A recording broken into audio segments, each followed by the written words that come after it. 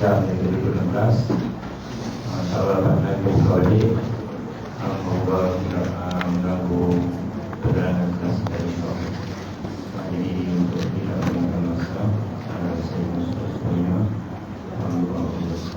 untuk mereview kelas kita pada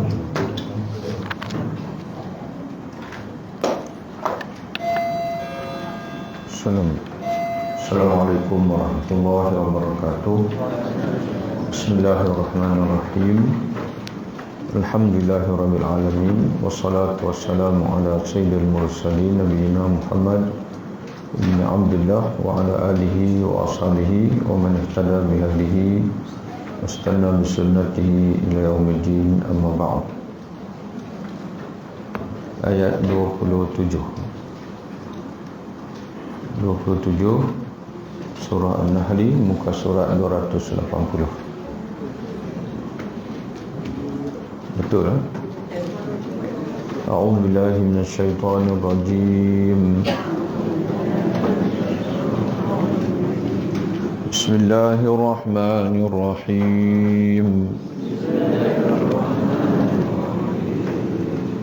ثم يوم القيامة يخزيهم ويقول أين شركائي الذين كنتم تشاقون فيهم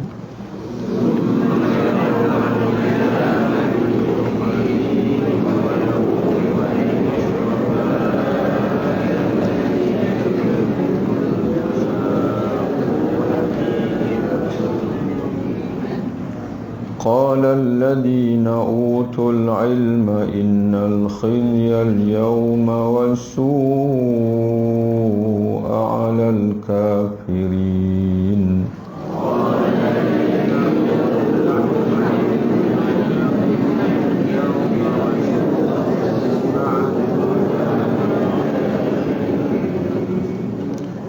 الذين تتوفاهم الملائكة ظالمي أنفسهم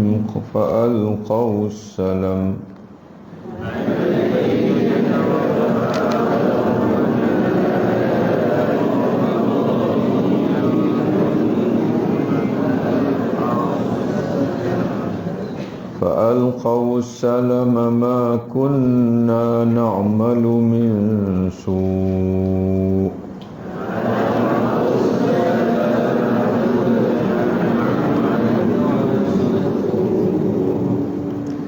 بلى إن الله عليم بما كنتم تعملون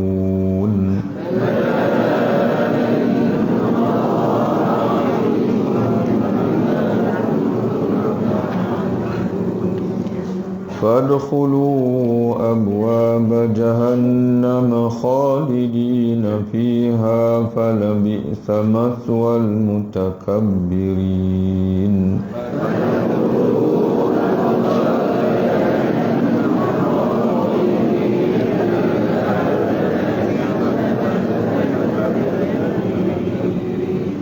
وقيل للذين اتقوا ماذا أنزل ربكم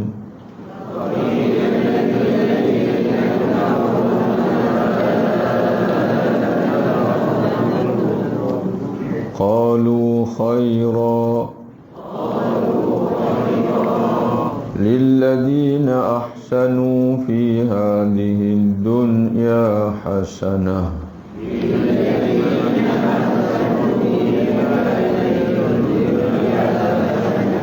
ولدار الآخرة خير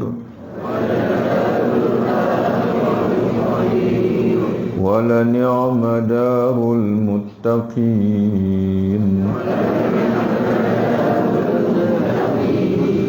جنات عدن يدخلونها تجري من تحتها الأنهار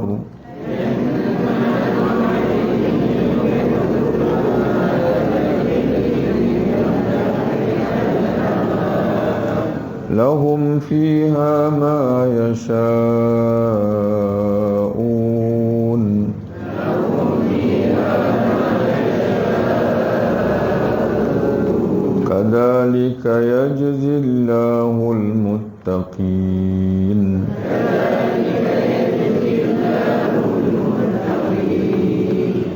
الذي تتوفاهم الملائكة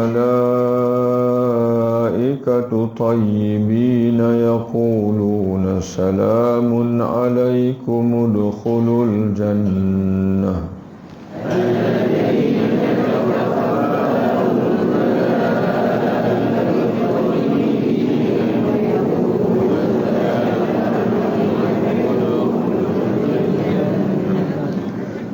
ادخلوا الجنة بما كنتم تعملون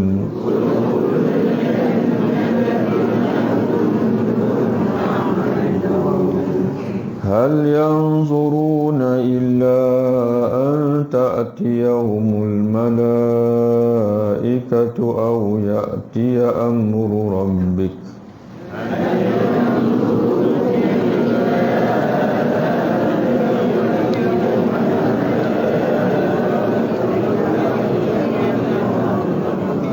كذلك فعل الذين من قبلهم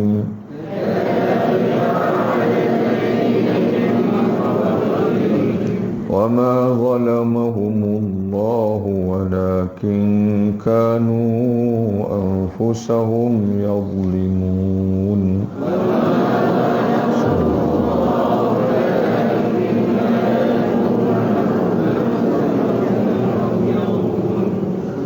فأصابهم سيئات ما عملوا وحاق بهم ما كانوا به يستهزئون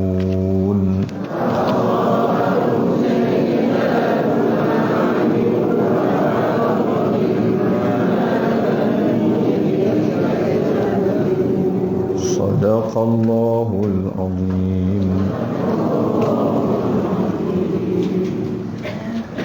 Kita tengok satu ayat sebelum qad makara allazina min qablihim, sesungguhnya telah melakukan makar, yakni tipu daya, orang-orang yang sebelum mereka, yakni sebelum orang-orang kafir musyrikin yang menentang Nabi Muhammad sallallahu alaihi wasallam.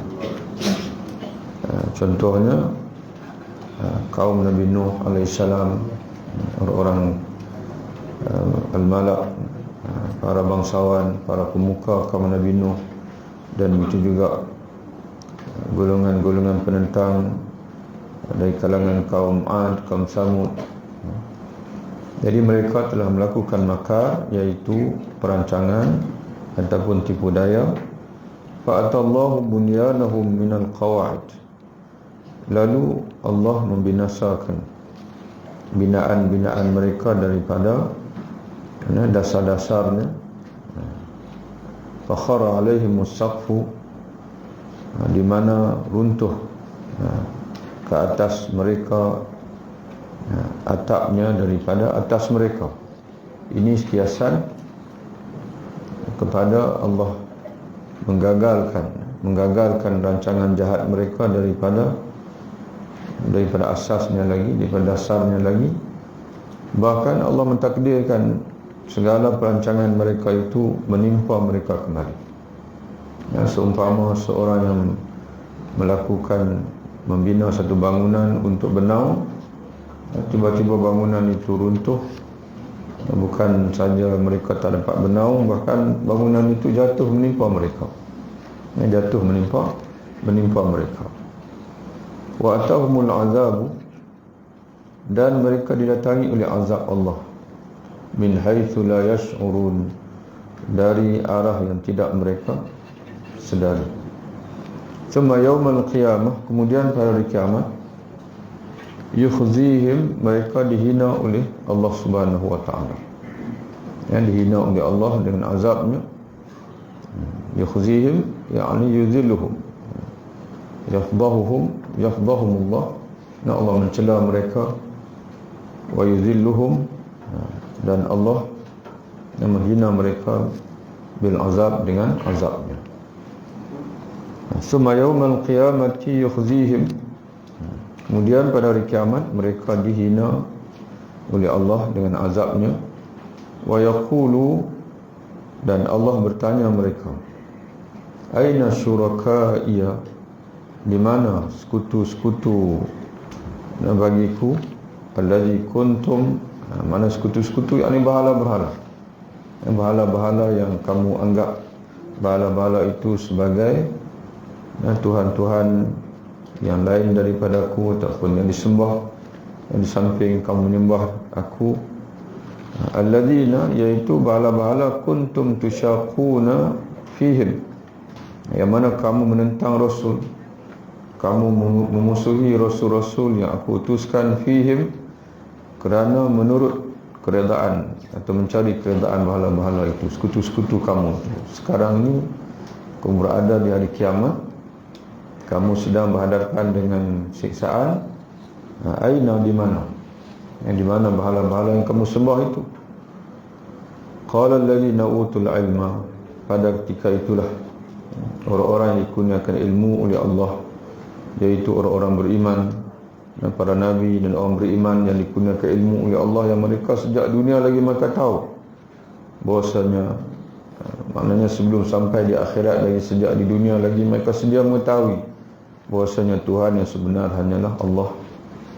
Yang maka berkata, innal khizyal yauma, sesungguhnya kehinaan pada hari ini, wasu'a, dan juga kejahatan dengan maksud azab, azab alal kafirin, pasti akan menimpa orang-orang yang kufur kepada Allah Subhanahu wa taala. Jadi tuan-tuan sekalian, sebagaimana Allah menyebutkan dalam surah Al-Waqi'ah, khafidatun rafi'atun. Bila berlakunya kiamat ini, di mana tabiat kiamat ataupun apa yang akan berlaku pada hari kiamat, iaitu kiamat ini akan menjatuhkan khafidah. Khafidah makna merendahkan sebahagian orang, rafi'atun, dan pada yang sama kiamat juga akan mengangkat sebahagian manusia. Jadi tuan-tuan boleh tengok dalam muka surat 534, kata Allah berfirman di sana, idza waqa'atil waqi'ah. Jumpa ni, idza qamatil qiyamah. Idza waqa'at, waqa'a mana berlaku. Al-waqi'ah itu suatu peristiwa yang pasti akan berlaku, iaitu kiamat. Ataupun dengan maksud yang lain, idza qamatil qiyamah, apabila benar-benar berlaku kiamat, laisa liwaqa'atiha kadhibatun, tidak ada bagi berdirinya, berlakunya kiamat itu seseorang pun yang akan mendustakannya lagi. Di dunia ramai yang tak percaya kiamat, tapi bila berlaku kiamat, benar-benar berlaku, tidak ada lagi yang akan menafikan kiamat itu. Hiya khafidatun, khafidatun itu kiamat merendahkan, menjatuhkan, iaitu musuh-musuh Allah, yang menjatuhkan finnar, menjatuhkan mereka dalam neraka. Rafi'atun, dan mengangkat li awliyaihi, wali-wali Allah, kekasih-kekasih Allah fil jannah, iaitu apabila mereka dimasukkan oleh Allah dalam syurga. Jadi sebagaimana kita sedia maklum, syurga ini adalah taman. Yang syurga ini adalah taman. Lagi tinggi darjat dalam syurga, maka lagi tinggilah kedudukan kita. Sehingga kan syurga yang paling tinggi itu syurga Firdaus, berada betul-betul di bawah arsy Allah. Yang betul-betul di bawah arsy Allah. Syurga Firdaus adalah syurga yang paling tengah dan berada di betul-betul di bawah arsy Allah Ta'ala. Neraka pula ialah jurang. Sebab itu ahli neraka yang paling berat siksaannya iaitu orang munafik, fil darkil asfali minan nar. Mereka berada di tangga yang paling bawah daripada dalam neraka. Dan orang yang paling berada di tangga paling atas iaitu al-mu'minun al-usat, orang beriman yang melakukan maksiat. Mereka berada di atas sekali kerana mereka akan keluar, yang mereka akan dibawa keluar daripada neraka. Balik pada ayat kita. Jadi untuk mengelakkan kehinaan, maka yang pertama sekali kita kena jadi orang berilmu. Kerana Allah Ta'ala sebut, qala alladziina utul ilma, lalu orang beriman, berkatalah orang-orang dikurniakan ilmu oleh Allah, ya, iaitu kehinaan pada hari ini, yakni pada hari kiamat ini sudah ditetapkan Allah. Kehinaan dan juga asu, kejahatan. Kejahatan lawan kebaikan. Di akhirat nanti nak dapat kebaikan mesti ada iman. Kalau orang yang mati di atas kekufuran, dia akan ditimpa dengan dua. Yang pertama kehinaan, dan yang keduanya adalah kejahatan, iaitu azab, siksaan. Jadi tuan-tuan bersekalian, balik pada ilmu. Jadi kerana itu kita menuntut ilmu. Alladzina tatawaffahumul malaikah, orang-orang yang diwafatkan, dimatikan oleh malaikat, iaitu malaikatul maut dan malaikat maut. Sebab itu dalam Quran ini ada tempat Allah Ta'ala sebut malakul maut, malaikat maut. Jadi menunjukkan kepada satu orang malaikat namanya malaikat maut, yang dikenali dengan apa nama dia? Israel. Tapi dalam Quran hadis, penamaan Israel itu sebagian ulama kata tidak ada. Jadi sebab itu Israel itu mungkin diambil nama itu daripada kitab-kitab dulu. Dalam Quran disebut malakul maut. Dan di sini al-malaikah, diwafatkan oleh malaikat kami. Dan dalam ayat lain disebut rusuluna. Nabi kata, Allah Ta'ala kata rasul-rasul kami, yang ini malaikat-malaikat yang diutuskan. Dan kerana rasul ini ada di kalangan malaikat, ada di kalangan manusia. Dari segi penamaan tu. Jadi ada rasul-rasul Allah di kalangan malaikat yang diutuskan Allah kepada manusia atau makhluk untuk mencabut nyawa. Jadi disimpulkan ke semua ayat-ayat Allah yang berkait dengan malaikat maut ini, termasuk ayat kita ini. Maka kata mereka, malaikat maut itu, yang ketuanya itu seorang, tapi awanuhu, pembantu-pembantu itu ramai. Ya. Jadi begitulah juga dia panggil malaikat yang menurunkan wahyu, yang bawa Quran turun daripada Lauhul Mahfuz ke langit dunia itu pun ada malaikat dia panggil as-safaratul kiramil bararah. Al-safarah al-kiramil bararah dia panggil. Malaikat dia panggil itu dia jadi mungkin mereka itu diketuai oleh malaikat Jibril. Jadi begitulah tuan-tuan sekalian. Di sini Allah Taala menyebutkan allazi tatawaffahumul malaikah, orang-orang yang mereka dicabut nyawa mereka, roh mereka oleh malaikat, zalimi anfusihim, dalam keadaan mereka menzalimi diri mereka sendiri, iaitu dengan melakukan kekufuran. Orang yang dicabut nyawa oleh malaikat ketika mereka masih dalam kekufuran, zalimin anfusihim. Itu yang dimaksudkan, mereka mati dalam keadaan menzalimi diri mereka sendiri, iaitu kufur pada Allah. Jadi tuan-tuan sekalian, kita kena balik pada mengingati makna zalim dalam Quran. Kita dah sebut dah sebelum ini dan kita ulang lagi. Ada berapa zalim dalam Quran? Ada berapa? Lupa lah. Berapa? 4 4. Yang pertama syirik pada Allah, iaitu dalam surah Luqman. Nasihat Luqman kepada anak dia, ya bunayya la tusyrik billah inna syirka la zulmun azim. Wahai anak kesayanganku, jangan kamu syirik pada Allah, kerana syirik merupakan kezaliman yang besar. Ya, la zulmun azim. Itu yang pertama, syirik.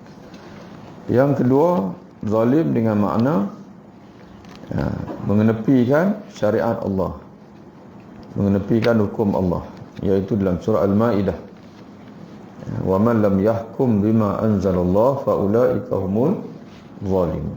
Fa ulaika humul zalimun. Barang siapa yang tidak berhukum dengan syariat yang diturunkan Allah, maka mereka itu adalah orang-orang yang zalim.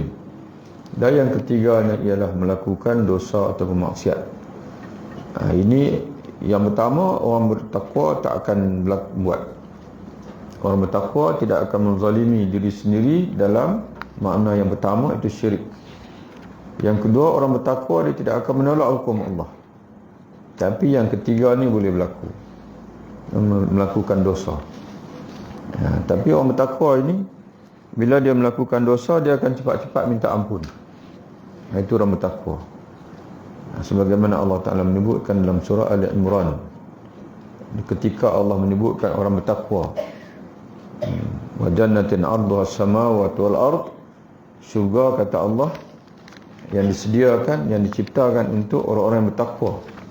Siapa orang bertakwa itu? Jannatin arduha as-samawati wal ard, syurga yang mana luas syurga itu meliputi bentangan, lebar syurga itu seluas langit dan juga bumi.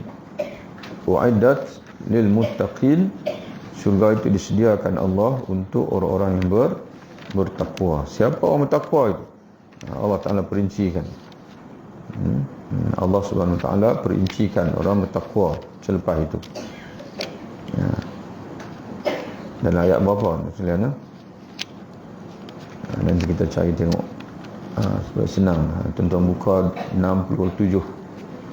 67. Wasari'u ila maghfiratin min rabbikum wa jannatin. Jumpa ayat 133. Jumpa ke tak jumpa? Jumpa lah. Wasari'u ila maghfiratin min rabbikum wa jannatin 'arduha as-samawati wal ard u'iddat lil muttaqin. Kita baca dengan laju. Sebab dia panjang juga ni, tengah muka surat. Kita baca secara. Dan bersegeralah kamu kepada keampunan daripada Tuhan kamu dan juga kepada syurga. Makna berikhtiarlah, buatlah amalan-amalan untuk mencari keampunan Allah dan juga untuk mendapatkan syurga. Arduha, yang mana lebarnya. Ardu ni dari segi terjemah harfiahnya adalah lebar dipanggil, ataupun di segi terjemah dalam Quran luasnya. Luas ni dia ada dua, tul tinggi, ardu lebar. Lebarnya dipanggil langit dan bumi, tinggi tak tahu. Allah Ta'ala tak sebut. Tapi nak cerita kata luas, kalau lebarnya dipanggil, kalau kamu tengok dari segi ardu, bentangan seluas langit dan bumi, tinggi tak payah nak gambar lah. Cuma dalam hadis Nabi menyatakan bahawa syurga ini ada 100 tingkatan. Dia setiap tingkatan itu jarak dia langit dan bumi. Jadi maknanya kalau kita duduk tingkat 50, katalah kawan kita 51, kecil, nampak kecil je. Mana dia duduk sejauh langit dan bumi daripada kita. Dan tingkat yang ke-100 mungkin wallahualam yang paling atas sekali, yang paling tinggi, betul-betul berada di bawah arasy Allah Subhanahu Wa Ta'ala. Wallahualam. Wa'iddat lil muttaqin, disediakan untuk orang bertakwa. Siapa orang bertakwa itu? Alladzina yunfiquna fis sarra'i wad dharra'i, orang-orang yang menginfakkan, yang belanjakan harta mereka pada ketika senang dan juga ketika susah. Sebab itu kita kena bersedekah waktu senang, cara senang, waktu sedekah cara susah lah. Ini ada orang ni senang kan susah RM1. Dulu, kini dan selama-lamanya RM1. Tak apalah, dia sedekah juga daripada tak sedekah. Tapi seboleh-bolehnya kita ni, waktu senang tu lebih, waktu sikit kita cara sikit lah. Wal kazimin al-ghaiz, orang yang menahan, orang yang menahan kemarahan. Wal afina 'anil nas, dan mampu memaafkan orang lain yang melakukan kesilapan pada dia. Wallahu yuhibbul muhsinin, dan Allah kasih kepada orang-orang yang berbuat ihsan, buat baik. Walladzina idza fa'alu fahishatan, orang bertakwa juga adalah orang-orang yang apabila melakukan suatu kekejian, fahisyah, au zalamu anfusahum, atau menzalimi diri mereka sendiri. Ini yang kita nak sebut tadi ni. Orang yang mati dalam keadaan menzalimi diri mereka sendiri, tapi bukan maksud zalim di sini. Zalim dengan makna kafir, syirik, yang ayat yang kita baca tadi. Tapi kita nak cerita bahasanya menzalimi diri sendiri ini boleh dilakukan juga oleh orang bertakwa. Bukan makna syirik, bukan makna menolak hukum Allah, syariat Allah, tidak, orang bertakwa tak akan yang itu. Tapi menzalimi di sini iaitulah melakukan dosa. Ya, jadi sebab itu. Tapi orang bertakwa ni zakarullah, bila mereka melakukan suatu perkara keji ataupun menzalimi diri mereka sendiri, iaitu melakukan dosa, zakarullah, mereka cepat-cepat kembali ingat kepada Allah, fastaghfaru lidzunubihim, lalu mereka minta ampun kepada dosa-dosa mereka, bagi dosa-dosa mereka.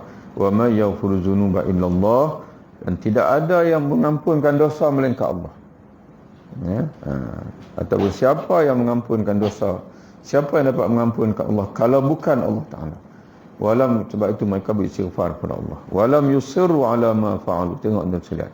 Dan mereka tidak akan berterusan di atas perlakuan keji dan dosa tadi, menzalimi diri sendiri, wahum ya'lamun, dalam keadaan mereka mengetahui akibatnya, ataupun mengetahui bahasanya perbuatan itu adalah keji dan juga menzalimi diri sendiri. Ulaika jazaohum, mereka itulah balasan bagi mereka adalah keampunan min rabbihim, dari Tuhan mereka, wa jannatun, dan juga surga-surga ataupun taman-taman dalam surga yang mengalir di bawahnya sungai-sungai, khalidina fiha, yang mereka berada dalam keadaan ataupun sebagai orang-orang yang kekal dalam surga. Wa ni'ma ajrul amilin, dan sebaik-baik surga itulah sebaik-baik balasan bagi orang yang beramal. Jadi tuan-tuan sekalian, kita tak akan syirik kepada Allah, kita tak akan menolak syariat Allah, tetapi kita ada kemungkinan menzalimi diri sendiri dengan makna dan melakukan dosa, tapi kita kena cepat-cepat kembali kepada Allah dan minta ampun. Balik pada ayat kita. Orang-orang yang mereka diwafatkan, dicabut nyawa oleh malaikat-malaikat Allah dalam keadaan menzalimi diri mereka sendiri dengan syirik dan kufur pada Allah, fa'alqaw salama, maka pada saat mereka dicabut nyawa itu, akan dicabut nyawa itu, pada ketika itu mereka akan menyerah, akur, terpaksa akur.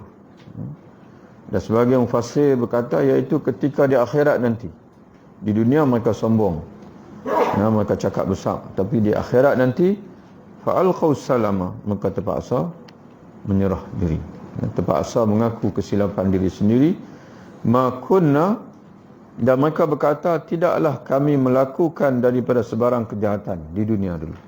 Mana tak mengaku kata buat jahat. Bala, kata Allah, bahkan. Bala ini menafikan yang sebelum, isbatkan yang selepas. Dan bahkan kamu berbohong.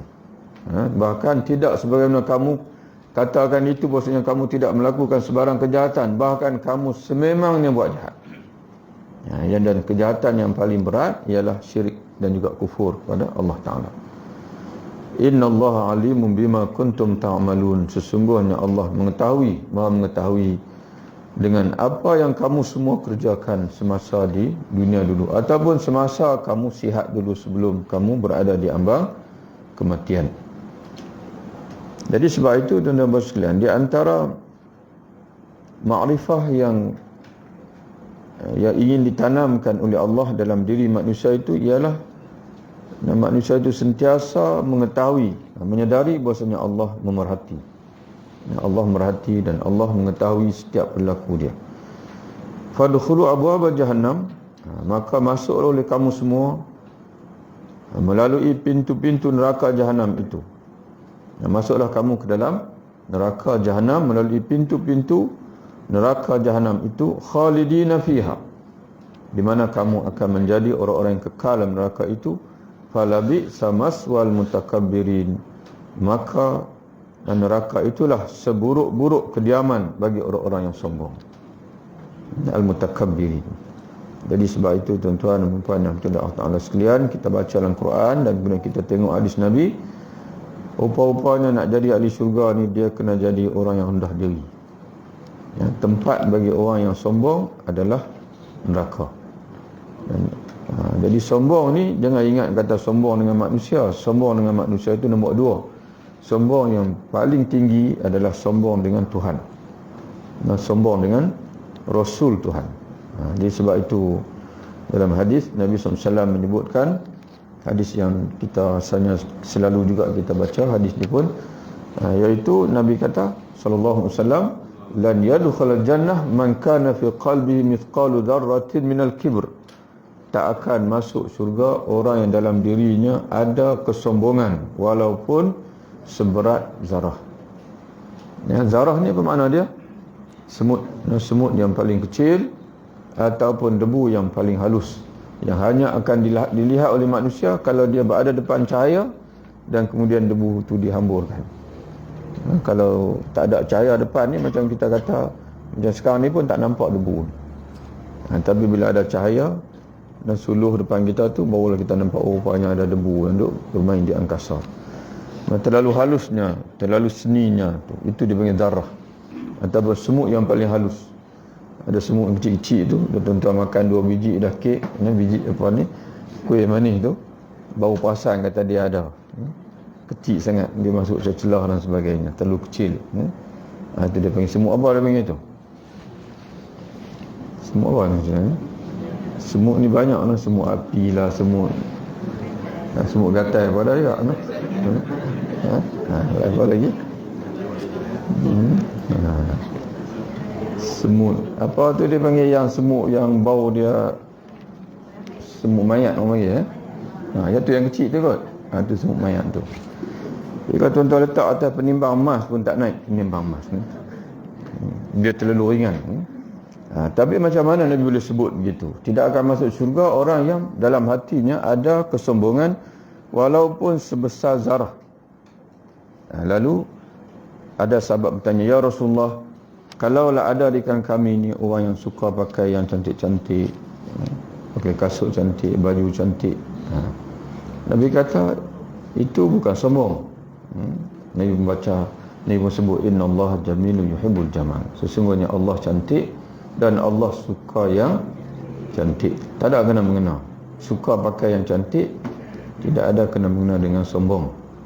Tapi sombong, Nabi tafsirkan, al-kibru batrul haqqi. Sombong ialah menolak kebenaran. Menolak kebenaran. Itu sombong. Sebab itu tuan-tuan sekalian, kita mengaji ni mesti kita meletakkan bahawa kita ni banyak tak tahu. Jahil benda baik, merasa diri jahil baik. Tapi kalau jahil murakab tak baik. Jahil kena selapis ya, iaitu diri jahil, maka kita mengaji. Orang yang jahil murakab, mana jahil murakab? Iaitu orang jahil dan dia jahil bahawa dia jahil. Itu jahil murakab. Kalau orang jahil, dia tahu kata dia jahil, maknanya dia ada part yang kedua tu dia tahu. Itu dia panggil jahil basit, jahil selapis. Dia panggil. Tapi kalau dia jahil dan dia jahil, dia jahil satu dah, dia tu memang jahil. Tapi dia tak tahu kata dia jahil. Mana jahil atau jahil dia panggil. Jadi orang ni bila dia tak tahu kata dia jahil, maka dia tak menuntut ilmu. Tapi kalau dia tahu kata dia jahil, itu biasa tuan-tuan sekalian. Ustaz pun jahil. Dia jahil benda yang dia jahil. Contoh macam dia fiqh, dia pandai fiqh, mungkin dia tak tahu bab tasawuf, dia tak tahu bab yang lain. Tapi kalau sampai dia jahil, lepas tu dia buat-buat pandai, ataupun tuan-tuan sama lah, tak erti tapi buat-buat erti. Dia bergaduh pula dengan orang. Mula orang tak tahu kata tak erti, bila dia bergaduh saya tahu dah kata memang tak erti sungguh lah. Jadi sebab itu jahil yang teruk ini dipanggil jahil murakab, dipanggil. Murakab ni tersusun dia panggil. Jahil yang tersusun. Ataupun jahil yang selapis dia panggil jahil basit. Itu biasa manusia tuan-tuan sekalian, jahil. Kemudian waqila lil ladzina taqaw. Tadi orang kafir, orang yang mati dalam keadaan kufur, menzalimi diri sendiri. Kemudian Allah Ta'ala sebut pula waqila, dan dikatakan kepada orang bertakwa, maza anzala, yang ditanya kepada mereka, maza anzala rabbukum, apa yang diturunkan oleh Tuhan kamu? Qalu khaira, maka menjawab, yakni apa yang diturunkan oleh Tuhan kamu melalui Rasul yang diutuskan kepada kamu? Mereka menjawab khairan, kebaikan. Mereka menjawab kebaikan. Maka Allah Ta'ala berkata, lilladzina ahsanu. Khairan di sini ialah Islam. Quran pun boleh juga. Sama ada tuan-tuan nak tafsirkan dia adalah Quran ke, nak tafsirkan Islam ke, nak tafsirkan hidayah ke, semua betul. Kerana apa yang dibawa oleh Nabi ini, sama ada kita nak sebut Nabi buat Quran, baik. Kita nak kata Nabi bawa Islam pun kebaikan. Jadi kebaikan ni dia boleh mentafsir. Sebab itu wal takum minkum ummatun yad'una lil khair. Hendaklah ada di kalangan kamu satu kelompok yang mengajak kepada kebaikan, iaitu Islam. Atau mengajak kepada hidayah Allah, mengajak manusia kepada mentaati Allah. Jadi orang beriman ni bila-bila masa pun dia akan jawab bila ditanya, Nabi bawa apa? Kebaikan. Mana kebaikan maksudnya. Jangan kita jawab, saya pun tak tahu Nabi bawa apa, orang duk cerita begitulah. Tidak. Bila-bila masa pun mana-mana pun orang sebut ayat Allah, maka semua adalah wajib kita i'tiqadkan semua adalah baik, mendatangkan kebaikan kepada kita dan juga keluarga serta manusia sejagat. Maka kerana itulah i'tiqad mereka, keyakinan mereka kepada wahyu Allah dan Rasul yang diutuskan Allah bawa wahyu, maka Allah membalas mereka, kata Allah, lilladzina ahsanu fi hadzal dunya hasanatun. Bagi orang-orang yang berbuat baik di atas muka dunia ini, maka bagi mereka hasanatun, kebaikan. Iaitu kebaikan di dunia. Sebab akhirat Allah Ta'ala akan sebut selepas ini. Jadi sebab itu tuan-tuan bersilat, dalam tafsir ini dia kata, orang yang melakukan kebaikan di atas muka dunia, kebaikan itu apa dia? Iman dan amal salih. Lilladzina ahsanu fi hadzal dunya, bagi orang yang melakukan kebaikan ketika di dunia ini, iaitu beriman dan beramal saleh, hasanatun, Allah akan beri kebaikan pada mereka. Hasanatun, tuan-tuan sekalian, merangkumi apa? Kata ada di sini, iaitu merangkumi pertolongan Allah dan juga sa'atul rizki, keluasan rezeki. Ini tuan-tuan dan puan-puan sekalian, ingat balik, kita dah melepasi dah sebelum ini ayat Allah Subhanahu Wa Taala dalam surah Al-A'raf, dan ayat Allah dalam surah Al-A'raf, tuan-tuan boleh buka 163. 163. Walau anna ahlal qura amanu wattaqau, jumpa ayat 96. Dan jika sekiranya penduduk suatu negeri itu beriman dan bertakwa kepada Allah, ini kebaikan ni. Kebaikan ini iman, takwa. La fatahna, benar-benarlah kami akan membuka alaihim, ke atas mereka, barakatin, keberkatan minas sama'i wal ardi, daripada langit dan juga bumi. Itu tuan-tuan sekalian, buat baik, beriman dan beramal saleh, bertakwa kepada Allah di muka bumi ini, pintu keberkatan Allah Ta'ala akan buka daripada langit dan juga bumi. Rezeki turun daripada langit dan rezeki akan muncul daripada bumi. Walakin kadzabu, tapi sayangnya, kata Allah, mereka memilih untuk mendustakan Rasul Allah. Fa akhadnahum, lalu kami timpakan azab ke atas mereka, bima kanu yaksibun, dengan sebab usaha mereka sendiri. Ataupun kami balas mereka, kami seksa mereka, kami cabut ataupun kami tarik nikmat daripada mereka dengan sebab usaha mereka sendiri, kejahatan yang mereka sendiri lakukan. Balik pada ayat kita. Jadi sebab itu tuan-tuan sekalian, ramai dalam surah Hud, ramai kita kata di kalangan kita ni yang baca satu ayat Allah Subhanahu Wa Taala tapi memahami dengan pemahaman yang agak tidak sempurna. Dalam surah Hud kan, dalam surah mana sekalian, yang selalu orang baca ayat ni. Pemimpin negara pun selalu baca ayat ni. Inna Allah la yughayyiru ma biqaumin hatta yughayyiru ma bi anfusihim. Sesungguhnya Allah tidak mengubah Ini terjemahan yang selalu diterjemah begitulah. Allah tidak mengubah nasib satu kaum, melainkan mereka mengubah nasib mereka sendiri. Itu terjemahan wallahu alam. Tengok daripada struktur bahasa tu macam betul lah. Tapi dari segi konteks ayat dan juga tafsiran mufassirin, dia bukan macam tu. Nak suruh tuan rujuk pun tak tahu tak mana ayat tu. Ayat apa ada siapa ingat? Ada ingat? Takkan tuan-tuan tak ingat? Selalu pemimpin tuan-tuan baca selalu. Naik siapa pun Perdana Menteri, dia akan baca ayat tu. Tengku Nur Rahman pun baca ayat itu. Kita orang Melayu ni kena ubah nasib kita sendiri. Allah tak akan mengubah nasib kita kalau kita tak ubah nasib kita sendiri. Ada siapa yang ingat? Ingat bila kita rujuk di mana tu ayat itu tu? Taman dalam Quran tu. Inna Allah la yughayyiru ma biqaumin hatta yughayyiru ma bi anfusihim. Ar-Ra'd ayat muka surat berapa? Cuba.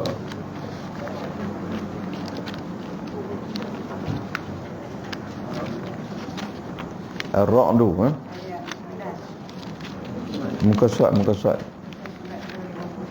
250. Buka.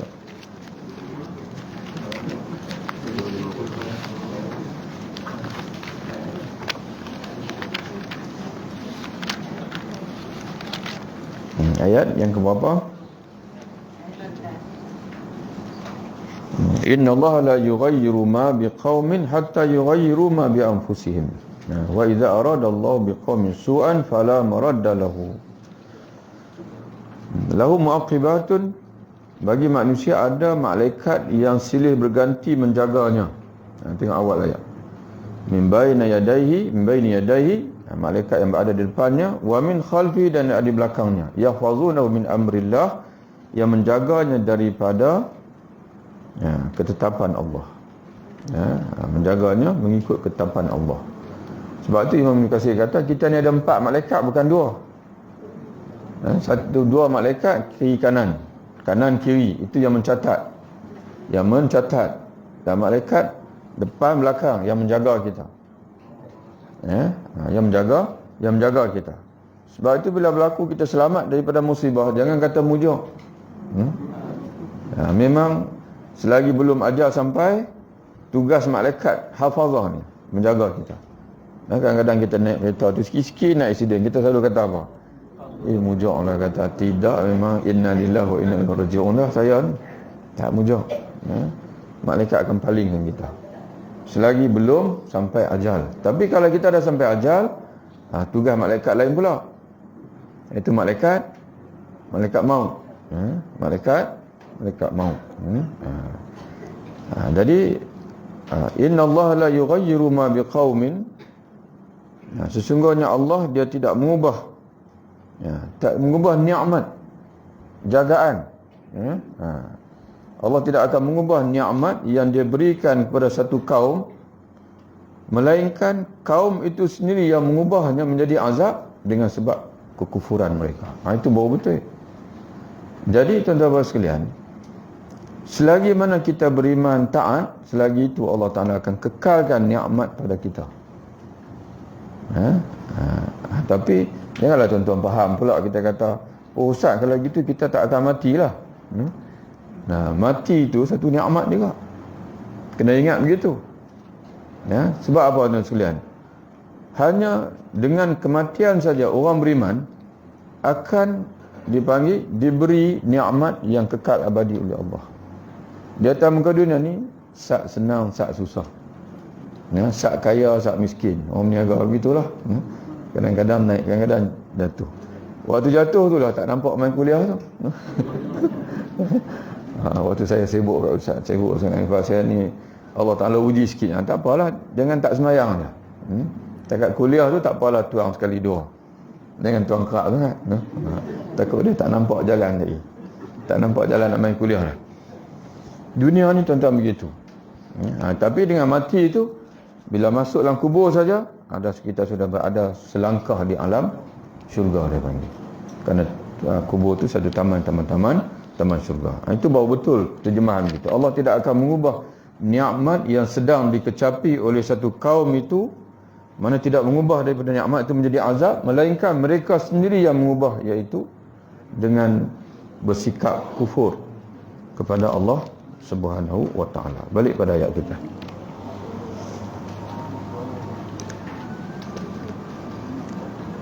Waladarul akhiratu khairun, dan sesungguhnya negeri akhirat lagi baik lagi pembalasannya berbanding dengan kebaikan Allah Taala janjikan di dunia. Wala ni'ma darul muttaqin, dan syurga itulah sebaik-baik negeri tempat kediaman orang-orang yang bertakwa kepada Allah. Jannatu adnin, iaitu taman-taman dalam syurga adnin. Adnin makna apa? Kita dah sebut banyak kali juga, iaitu tempat tinggal yang kekal abadi. Yadkhulunaha, mereka masukinya, tajri min tahtal anhar, mengalir dari bawahnya, yakni di bawah dipanggil apa?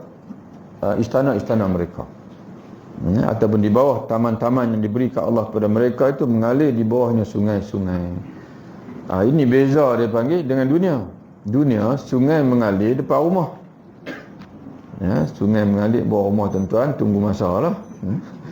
Itu yang kadang-kadang berlaku tanah runtuh tu, sebab dipanggil rumah tu di bawah tu ada aliran sungai. Kemudian bila dibuat bangunan pula di stop. Tak perasan kata rupanya air mengalir di situ, kita stop. Jadi air berhimpun, kemudian dipanggil benteng dah tak mampu nak bertahan lagi daripada laluan air itu, sebabkan berlaku runtuhan. Jadi sebab tu tuan-tuan sekalian, dunia ini sungai mengalir depan rumah. Tapi dalam syurga nanti sungai mengalir di bawah istana, dipanggil di bawah taman-taman syurga, dalam syurga. Lahum fiha ma yasha'una, bagi mereka dalam syurga itu apa yang mereka nak. Mintalah apa yang nak makan apa. Tu ingin nak makan durian, bukan takat musangking, duri hitam. Lagi hebat lagi daripada itu. Kadzalika yajzillahul muttaqin. Demikianlah Allah membalas kepada orang-orang yang bertakwa, iaitu dengan nikmat yang sangat hebat.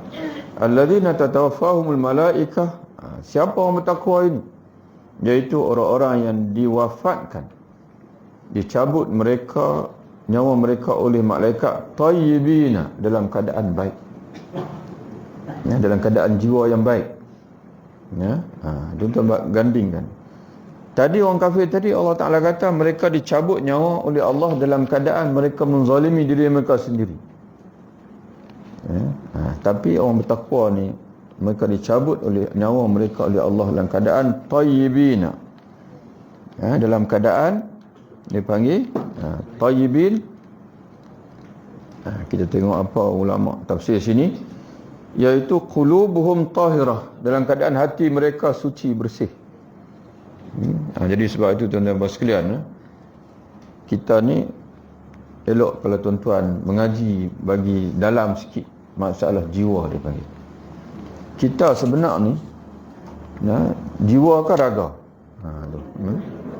Dia mula merah sana. Jiwa raga. Kita ni ada dua, satu ada jiwa, satu raga. Jadi itu dia panggil ulama malaikat. Kita ambil hadis Nabi. Apa malaikat maut kata kepada orang beriman? Malaikat maut kata apa? Kepada orang beriman, malaikat panggil apa bila nak suruh dia nyawa keluar daripada tubuh? Ya ayatuhan nafsu at-tayyibah. Wahai jiwa yang baik. Sama macam ni, tayyibin. Malaikat panggil. Jadi orang kafir pula, malaikat kata apa dekat orang kafir? Maka bukan kata dekat tubuh dia tu, kata dekat roh dia tu, nak suruh roh keluar. Malaikat maut ni disuruh mencabut, memisahkan, mencabut nyawa dia panggil, mencabut jiwa dia panggil daripada raga tadi. Mereka kata pada orang kafir, ya ayatuhan nafsul khabisah, wahai roh yang kotor. Dia panggil an-nafs, jiwa yang kotor. Sekali kita ulang tuan-tuan sekalian, jiwa kita ini waktu dia tunggal tidak berada pada jasad dipanggil ruh. Tapi ketika dia berada bersama dengan jasad, dia panggil nafs, iaitu jiwa. Ya? Satu ketika dahulu dia berada di satu alam, tak tahu di mana alam itu, alam roh. Kemudian bila kita ni Allah Ta'ala takdirkan nak lahir dalam muka dunia dan usia kita dalam janin 120 hari, maka dipadankan jasad kita dengan roh kita ketika usia kita 120 hari. Kemudian lahir atas muka dunia dengan jasad dan roh. Itu dipanggil jiwa raga. Tunggu masa nanti dia akan berpisah semula. Dia akan berpisah semula, tuan-tuan sekalian. Jadi sebab itu jasad ni jaga sikit-sikit saja. Ya, sebab jasad ni bukan kita sebenarnya. Kita ni, mana jasad ni dia akan mati, dia akan balik pada bumi. Dan roh ini akan meneruskan perjalanannya di alam barzakh. Di alam barzakh.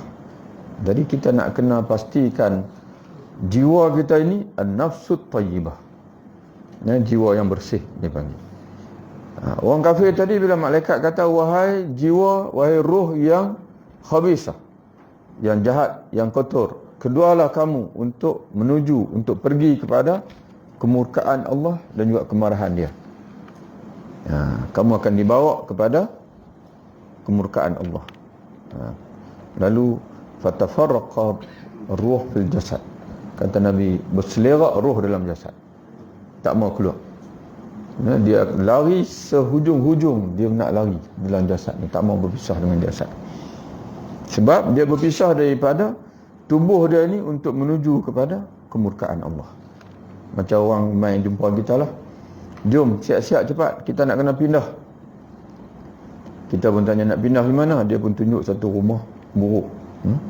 Buruk daripada rumah kita. Kita akan bertahan habis-habisan, tak mau. Kunci, siap kunci rumah, pintu sekali, tingkap pun kunci semua. Jangan bagi kawan tu masuk. Tapi kalau dia tunjuk kat kita, jom tengok rumah banglo. Banglo 3 tingkat, siap dengan lift, aircon penuh, ada pelayan lagi. Kita kata, awak abang lambat sangat. Abang lah awal sikit. Tak payah mai jemput saya pergi, tak apa. Macam tu. Seliana, mana seronok Nabi. Jadi berselerak roh dalam jasad, sehingga malaikat maut terpaksa rentak. Rentak keluar dengan kasar dia panggil. Tapi orang beriman pula, bila dikatakan ya itu nafsut tayyibah, malaikat maut kata wahai roh yang baik, keluarlah kamu untuk menuju. Waktu maka siap bagi elok, tak jangan bagi luka sikit pun. Lepas tu maka jahit semula, tinggal tang ujung. Tang ujung tu, tang leher tu, jadi mereka bubuh satu macam pipe. Kemudian mereka tanggung di belakang, berpisah daripada jasad yang tak seberapa ini untuk menuju kepada, dipanggil hadrat ilahiyah, dipanggil. Berada di hadapan keredaan, dalam keredaan Allah Subhanahu wa ta'ala. Tapi dengan syarat an-nafsu at-tayyibah, memberi salam, salamun alaikum, selamat sejahtera ke atas kamu, udkhulul jannah, masuklah kamu ke dalam surga, bima kuntum ta'malun, dengan amal-amal ibadat, amal-amal kebaikan yang kamu lakukan untuk mencari keadaan. Kadzalika fa'ala alladhina min qablihim, demikianlah kata Allah yang dilakukan oleh orang-orang sebelum kamu, sebelum mereka, yakni sebelum umat kamu, sebelum orang musyrikin Quraisy tentang kamu wahai Muhammad. Tunggu rahmat Allah, pembalasan yang baik daripada Allah Ta'ala. Tapi mereka ini yang enggan beriman dengan kamu wahai Muhammad, mereka menunggu apa yang ditunggu oleh umat yang enggan beriman sebelum. Itu Allah Ta'ala selalu sebut dalam Quran, innallaha la yukhliful mi'ad, sesungguhnya Allah tidak mengingkari janjinya. Fa asabahum sayyi'atu ma amilu, maka lalu mereka jumpa kejahatan mereka, apa yang mereka dahulu ketika di dunia yastahzi'un, memperolok-olokkan. Ketika Rasulullah